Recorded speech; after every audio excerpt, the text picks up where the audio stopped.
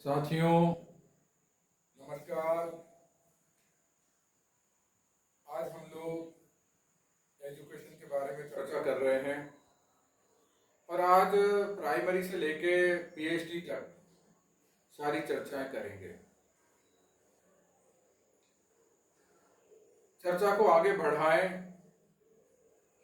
इसके पहले यदि आपने हमारे चैनल को अभी तक सब्सक्राइब नहीं किया है तो अवश्य कर लें,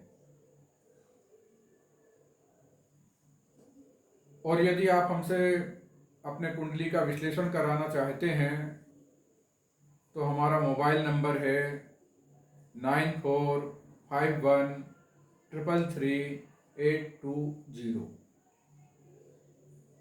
साथियों, जब भी शिक्षा की बात होती है तो सबसे पहले पंचम भाव की बात होती है। पंचम भाव से व्यक्ति की शिक्षा का आकलन किया जाता है, पर पंचम भाव तक जाने से पहले हमें ऐसा लगता है कि हमें दूसरे भाव को देखना चाहिए, क्योंकि जो प्राइमरी एजुकेशन होती है वो घर परिवार और पड़ोस के विद्यालयों में होती है।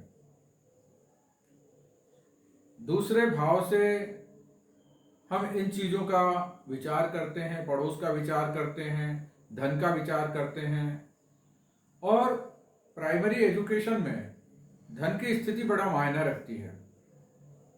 आप किस परिवार से आते हैं, आपकी आर्थिक स्थिति कैसी है, यह इस बात पर निर्भर करेगा कि आप गवर्नमेंट विद्यालय में जा रहे हैं या किसी सरकारी स्कूल में जा रहे हैं। तो प्राइमरी एजुकेशन के लिए सेकंड भाव का ध्यान रखना हम जरूरी समझते हैं। प्राइमरी एजुकेशन होने के बाद जब माध्यमिक शिक्षा की बात आती है तो भी बच्चा नगर में ही रहता है या अपने मातृभूमि में रह के ही या मातृ स्थान में रह के ही ज़्यादातर शिक्षा करता है। अपवाद की बात हम नहीं कर रहे यहाँ पे। तो चौथा भाव देखना भी हमें जरूरी है, क्योंकि चौथा भाव घर का भाव रहता है, माता का भाव रहता है, और चौथे भाव का जो कारक ग्रह है वो है चंद्रमा। तो चंद्रमा की स्थिति को भी ध्यान में रखना जरूरी इसलिए है क्योंकि यदि चंद्रमा पीड़ित है या चौथा भाव पीड़ित है तो जातक का मन भटकेगा, उसका मन पढ़ाई में लगेगा ही नहीं।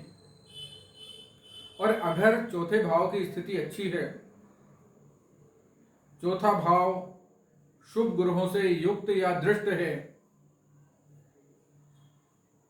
तो ऐसे स्थिति में उसके घर में एक पढ़ाई का माहौल मिलेगा उसे,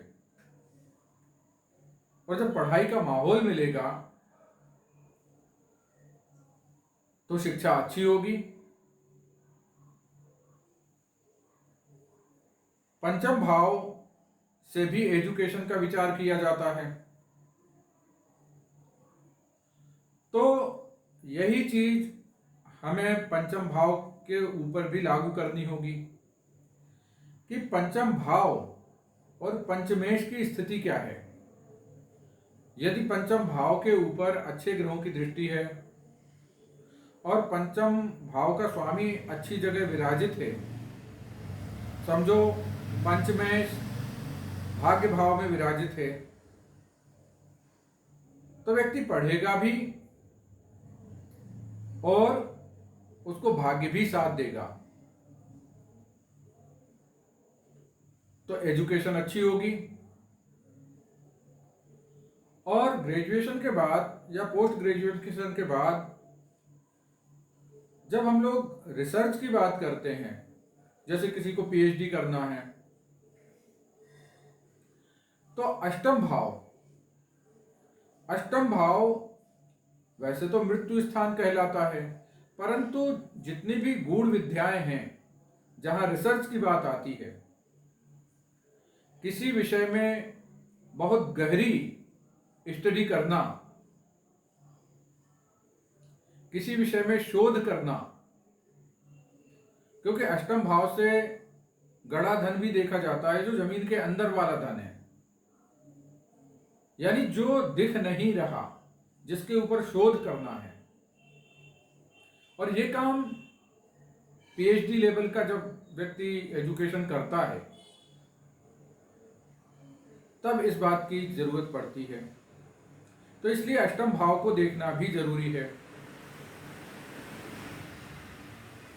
तो एजुकेशन देखने के लिए किसी भी पत्रिका में हमको दूसरा भाव भी देखना है, हमको चौथा भाव भी देखना है, पंचम भाव भी देखना है, अष्टम भाव भी देखना है, और इसके साथ देखना है बुध की स्थिति, क्योंकि बुद्धि विवेक का जो कारक ग्रह है वो है बुध।